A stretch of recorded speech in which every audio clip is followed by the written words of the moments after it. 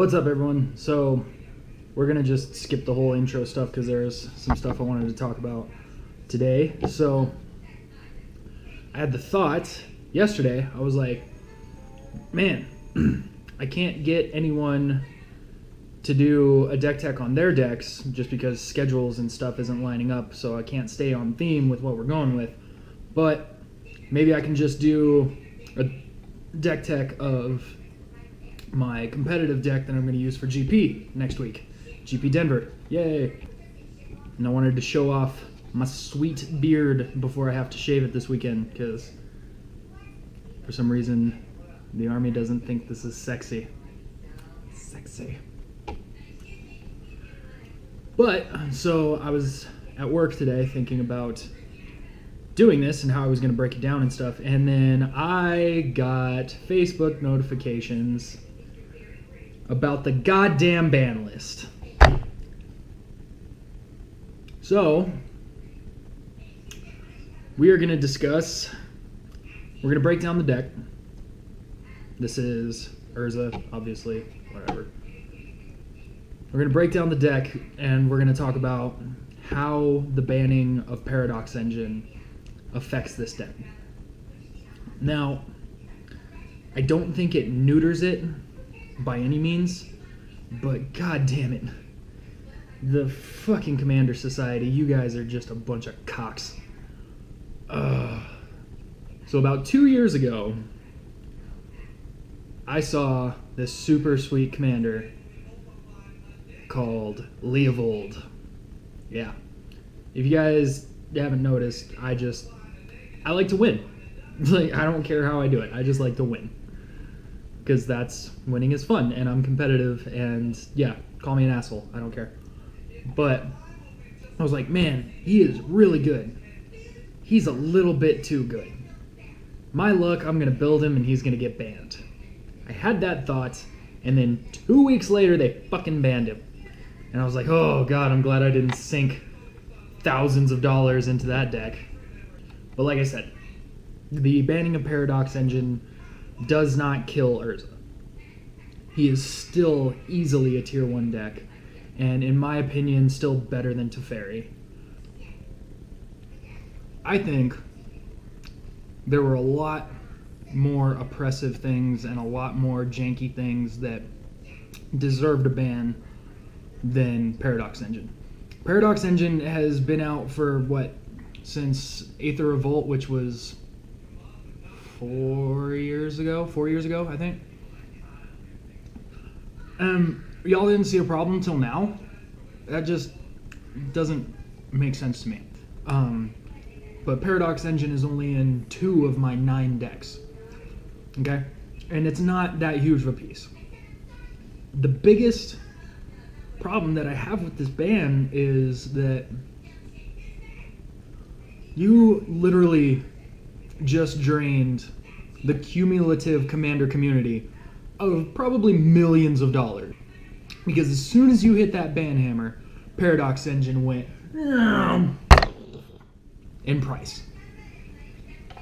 Now I get it that they unbanned the Painter whatever,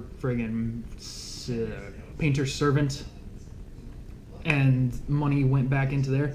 But it's like, cool, this card has been banned, forever, and no one has a copy of this card, and it's like, oh, okay, cool, let's just take the money out of this that everyone already has and put it into this thing that no one has so that everyone has to buy it. But honestly, other than that, I don't really see that big of a problem with the ban of it for Urza himself. In my particular Urza build, Paradox Engine was not a huge component. It was a component, like a sizable component, but I can still work around it. There's probably 3 cards that I might take out now. I'm just gonna swap them out with something else. This deck needed a little bit more draw anyway, so I'm probably gonna just swap it out with like Blue Sun Zenith or something like that. But there's a lot of stuff where it's still just like, fuck, this was so much better when I had Paradox Engine. Okay, rant over. I promise. Maybe not. No, fuck you. I'm not promising anything. I'm upset. All right. Urza, Lord High Artificer. Again, you guys probably already know this. So, whenever Urza enters the battlefield, you create a construct that its power and toughness are equal to all your artifacts. And then you could tap an artifact for blue mana. That's his ability, not the artifact's ability. And then tap 5, shuffle your library, exile the top card. You can cast it whenever you want. Okay. All right. Starting with lands, we got 17 snow-covered islands. Can anyone guess why? So like I said, this is my CEDH deck. So you're not going to see a budget version of this deck, okay? We're running a full off-color fetch package, Polluted Delta, Scalding Tarn, Misty Rainforest, and Flooded Strand. Going into utility lands, Strip Mine, because fuck your lands. Wasteland, because fuck your lands. Inventor's Fair for artifact tutoring. Buried Ruin and Academy Ruins for artifact recursion. Ancient Tomb for quick mana. Seed of Synod for being on theme.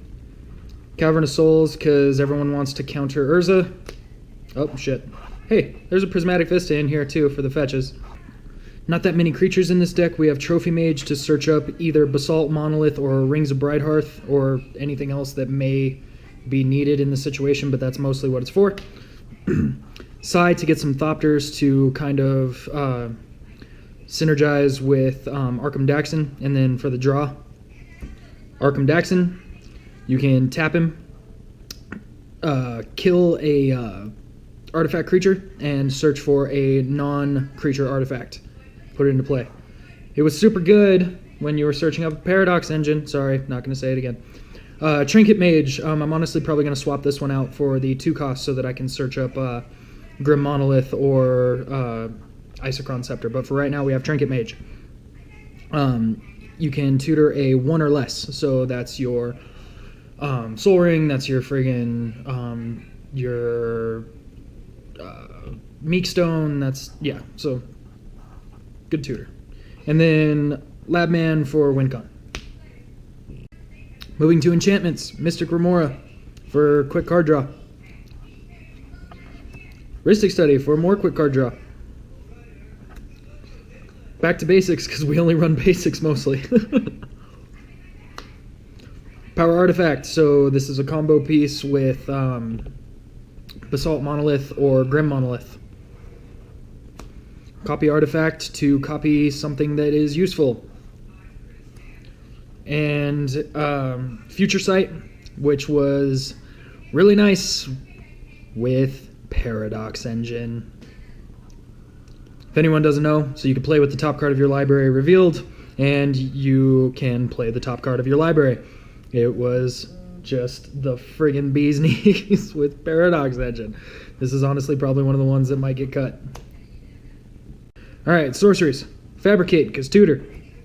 Transmute Artifact, because tutor. So, Transmute Artifact is super cute, and it's probably my favorite art in all of Magic. Love this art.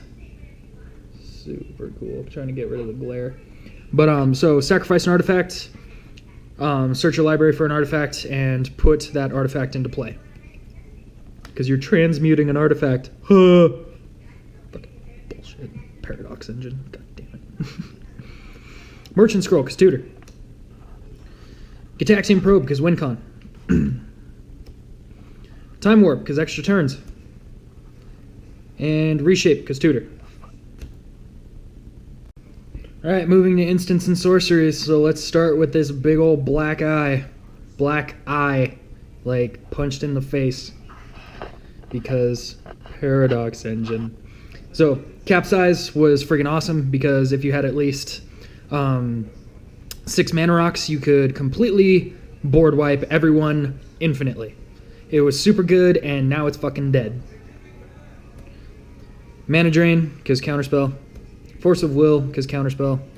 Cyclonic Rift, to bounce everyone's stuff, obviously. Negate, because counterspell. Muddle the Mixture, because counterspell and Transmute. The Transmute for 2 can get you either your Grim Monolith, or it can get you friggin' Winter Orb, it can get you Isochron Scepter. It's really good for tutoring up your win cons. Mystical Tutor, because tutor. Flusterstorm, because counterspell. Hercule's Recall, because I'm the only one that I want to have artifacts. Force of Negation, because counterspell. Disallow, because counterspell. Dramatic Reversal combo with Isochron Scepter, literally the only reason why it's in here. Swan Song, because counterspell. Counterspell, because counterspell. War of Invention for tutor.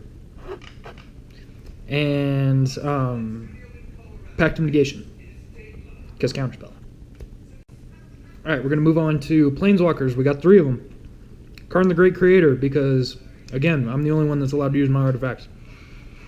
Also, because combo with Mycosynth Lattice. Jace, Wielder of Mysteries for WinCon. So, he's basically Lab Man on a Planeswalker, and he can draw. And then Tezzeret the Seeker, mostly for the tutor, sometimes for the untap.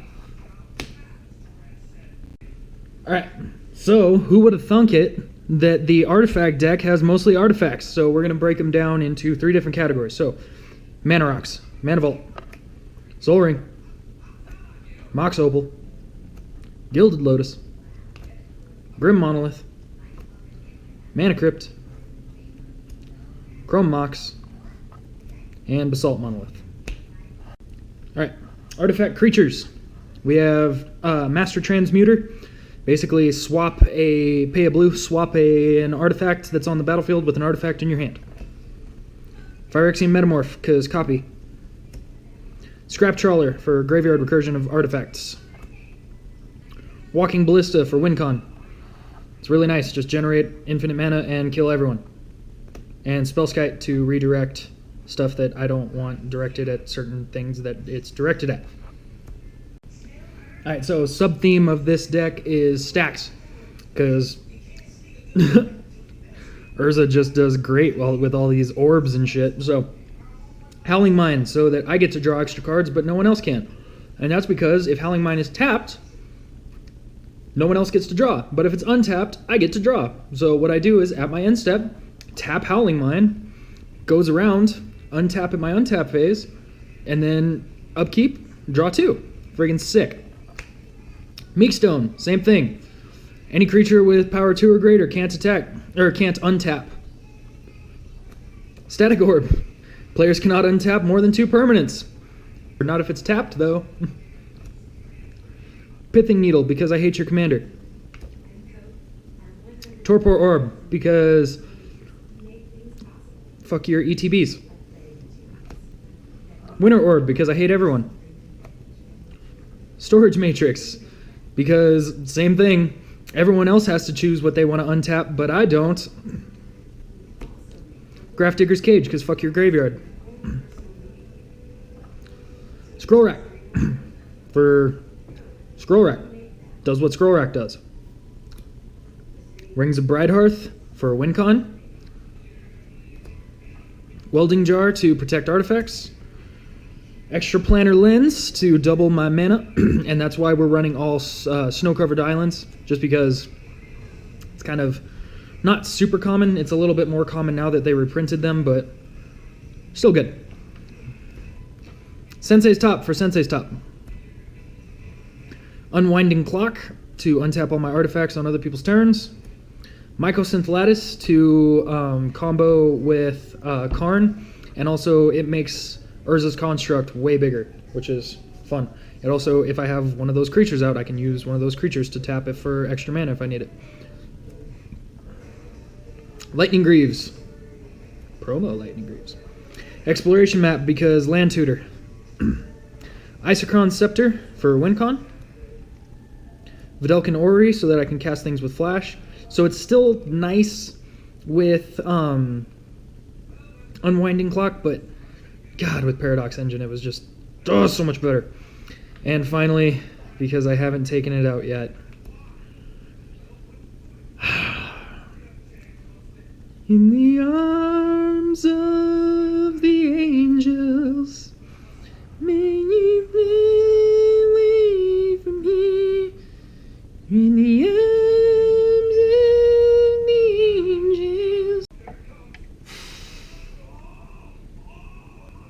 fuck you.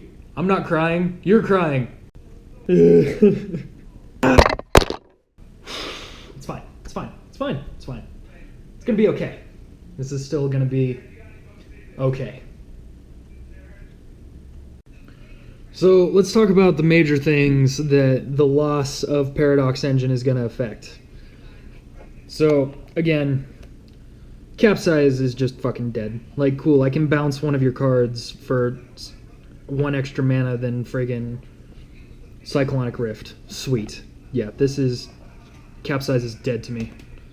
Oh, God. Future Sights. Again. Future Sight was amazing. Granted, like I said, Paradox Engine wasn't a huge staple, and it didn't come out super often, but when it did, and you had Future Sight, it was just, hey, top card, cast, untap, hey, top card, cast, untap, hey, top card, cast, untap.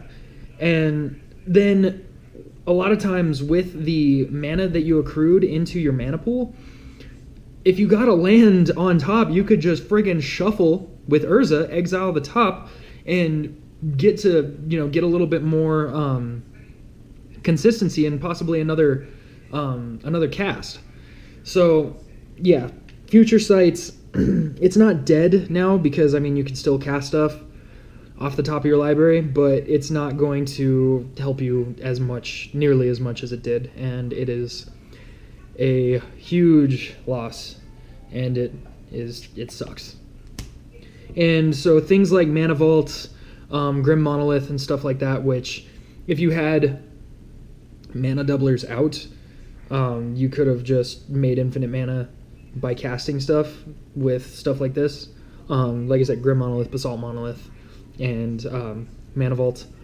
But yeah, so not a huge effect, and it's not going to mess it up super bad, but I just wanted to add it in just for people to be aware of it. So the reason why I say that this deck is not completely neutered at all, like I said, I'm just salty. There are still 12 WinCon components that are not affected.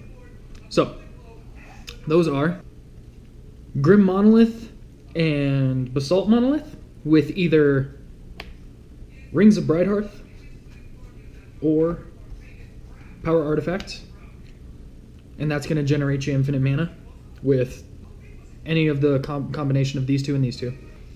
Karn and Mycosynth Lattice for a hard lock. Mycosynth Lattice turns everything into an artifact. Karn shuts down all abilities of artifacts, and that is your mana. So, yeah. Isochron Scepter and Dramatic Reversal to get you infinite mana if you have more than 2 mana rocks. Kind of sucks, just because, like I said, with Paradox Engine, this was much, much better because it could be literally any instant and more than 3 mana rocks. But for right now, that's what we got, and it's still good. It's still gonna get us there. And then so the idea, once we have generated infinite colorless mana, need to have Urza out. For this one, you do Labman or Jace. So Labman, you need to combo with something like Gataxian Probe. So you exile your entire library, cast Labman, and then cast Gataxian Probe or another draw spell to draw a card that you don't have, and then you win. Or just Jace and +1 him, and that will win you the game.